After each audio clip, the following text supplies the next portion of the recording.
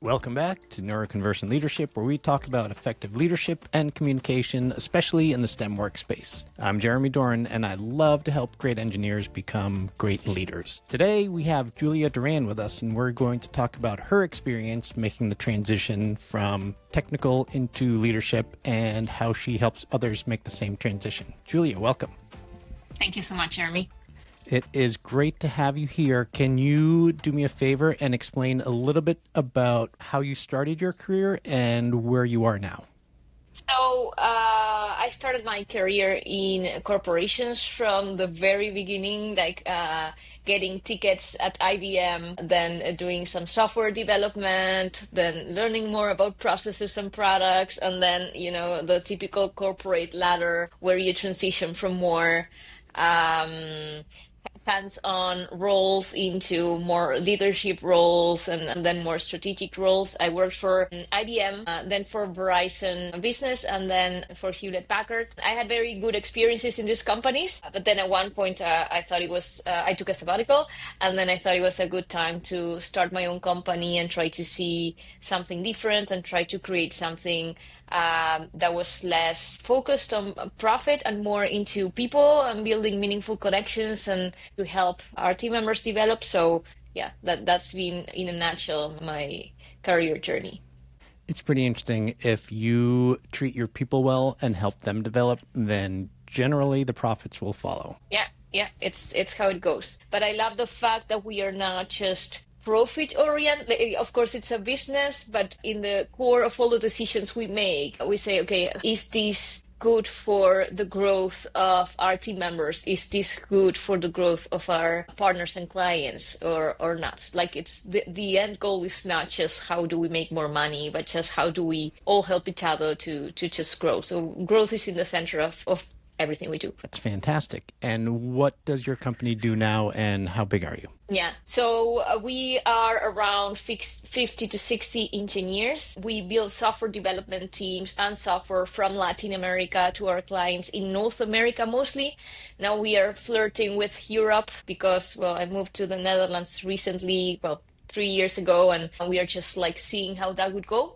And we are a highly technical company. All of our team members that are not staff, like outside from recruiting and finance, like all of our team members have a great technical components from software development, data scientists, data engineers, like this. Yeah, everyone in our company is very technical.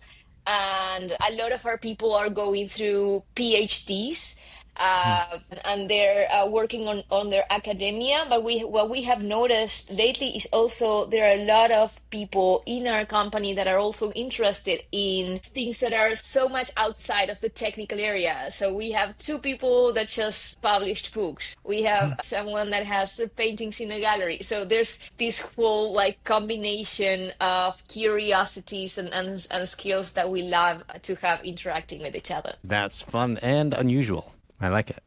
So with a company that size and everyone's technical, I imagine that you have promoted people from within, and they've, similar to you, gone from a technical role into more of a leadership role that requires a lot more soft skills than most engineers develop while they're working as engineers. How did that transition go for you, and what are you seeing in the people going through the transition now?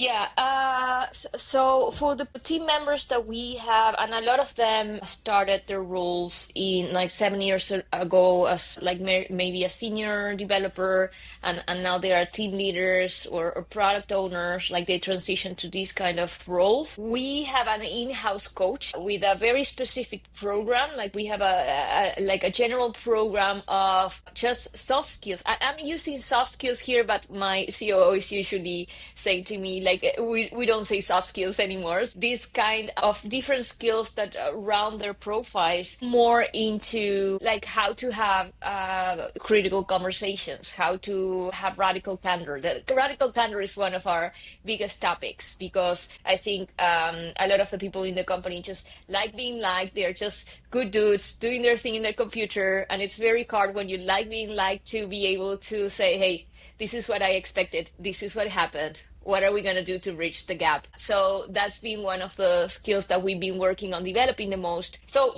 all these other aspects of being a professional that have nothing to do with the algorithmic side of the brain and more to do with knowing yourself and knowing others and just learning to relate. And then our coach has these, let's call it encapsulated training, but also he focuses on everyone's particular needs, right? Because not everyone has the same background. Our team members are all across Latin America, and even though it's a region with a lot of commonalities, Argentinians are not the same as Dominican Republics or Brazilians or Colombians. Their experience, the background, the problems that we have all been exposed to is so different that we all come with our different needs. So he also focuses on, okay, what do we need to do to make sure that you as a team leader are as successful as you were as a individual contributor. So, and we have a strong lead yourself culture, like you're not just leading others, but you're also learning to lead yourself. And that's from the very basic level. So now it's like you're going to be required to up your game and just lead others aside from leading yourself. So we focus on promoting not just the technical skills, but the whole roundness of the career of someone. I love it. And that is not common at companies with a lot of technical people. So kudos to you for having that focus. When you made the transition into a management or leadership role, did you have a coach? Yes. Luckily, I had mentors and coaches all along my career, but it was a process of self-discovery. I had the luxury of having anxiety attacks when I was 30. I think it's one of the best things that happened to me because I think up to that point, I had no emotional training or like knowledge of myself whatsoever. And this faced me with saying, hey, what's happening here? Why are like my emotions out of control? Why am I feeling this fear? And so I think that really was one of the best things that happened to me, because in like dealing with this anxiety and this feeling of like what's happening, why is everything looking so frightening to me, I noticed a lot about myself, about my upbringing, which I was very fortunate to have a nice family and everything. Like there was no major trauma that I had to work through, but still in a very conventional education, you have a lot of things that you process as a kid that could be just used better from an emotional point of view. So I think that helped me a lot into transitioning into a leadership role. And it was 3 years after that I started my company. That specific situation made me also realize I had a lot of work to do into my confidence, because I had a coach that has been working with me for a very long time. And he always expresses that anxiety and fear is the gap, your perception of the gap you have between the tools you have for facing a situation and what the situation really is, right? So if I think building a big company is a very big deal and very frightening and difficult, but I feel I have the tools, it could be less frightening, and of course it works both ways. So that was a very good moment for me to just assess the tools that I really had, and try to see how to see reality in and understanding what I could really tackle or not. So it's great that you both had a coach and continue to have a coach, and that the people on your team do. Very often in corporations, people get promoted and then are just left on their own to try and figure it out. And that transition can just be so difficult. Yeah.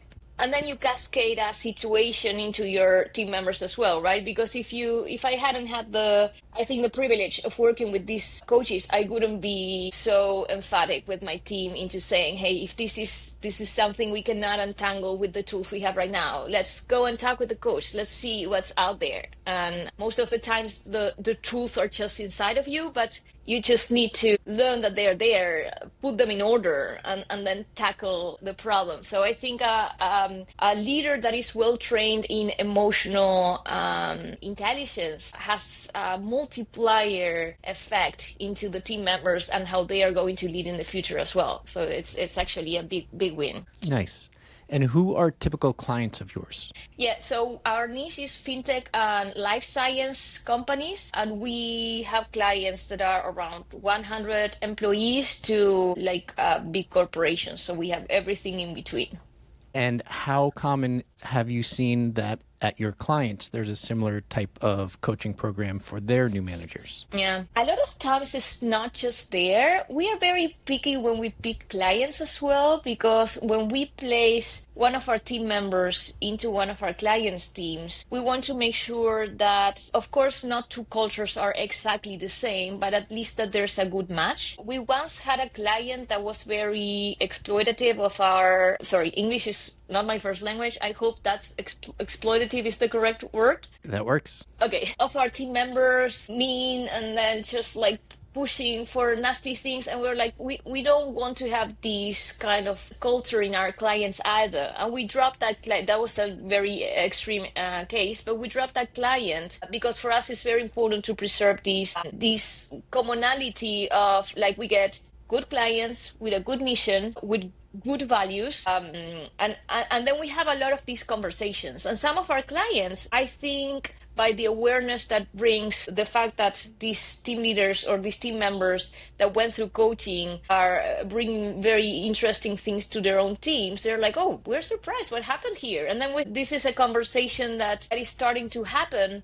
And I think a lot of business owners really have good intentions, and sometimes you just don't see what you don't see, right? Mm-hmm. But then they are like, this works, and maybe I do it as well. And with one of our clients, we actually share the coach. Like, we have no problem whatsoever, like being open and giving visibility about this, because we really think it's the secret sauce to very good relationships. Just putting more thought into awareness and awareness of the other person. And that's it, right? Yeah. So you have such a mission-driven organization. It's wonderful to see. Yeah, I think so. And we are very lucky to see that our team members are in line with that as well. So we need to start wrapping up shortly. But before we do, how can people reach out to you? Where is a good place for them to get in touch? Yeah, the only thing that I use is LinkedIn or just my email, julia.duran, Duran, at southgeeks.com. Great. And just before we wrap up, is there any piece of communication advice that you think is beneficial for everyone to use?